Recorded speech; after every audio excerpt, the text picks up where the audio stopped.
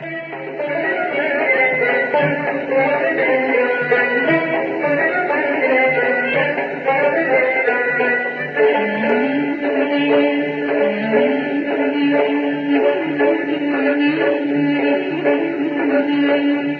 çok güzelsen, bence ifrat olar.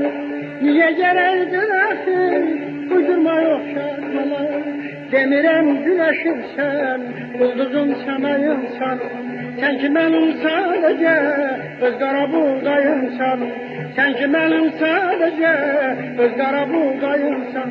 Sevdiğim bir demir, güzelliğin de tektir. Eller yaxşı değil ki, könül seven bir şeydir. Eller yaxşı değil ki, könül seven bir şeydir.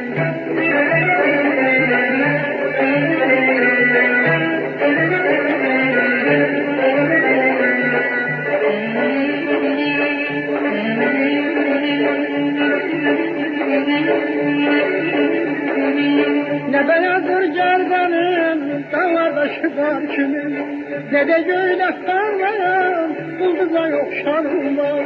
Ne de göğde parlayan, bulduza yok şanım var. Canım aram söylesem, senin de öz yarın var. Canım aram söylesem, senin de öz yarın var.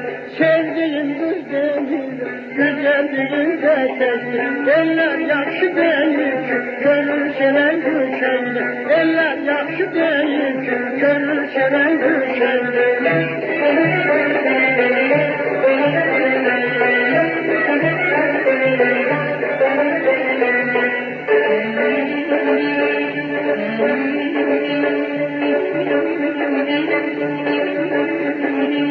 Bəxtə veren seninken, güneşli gündüzüm var.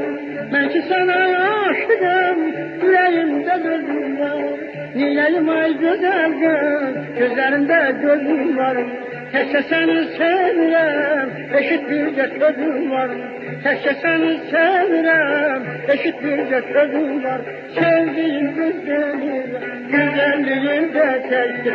Eller yaxşı değil ki, könül seven göçeydir. Eller yaxşı değil ki, könül seven göçeydir.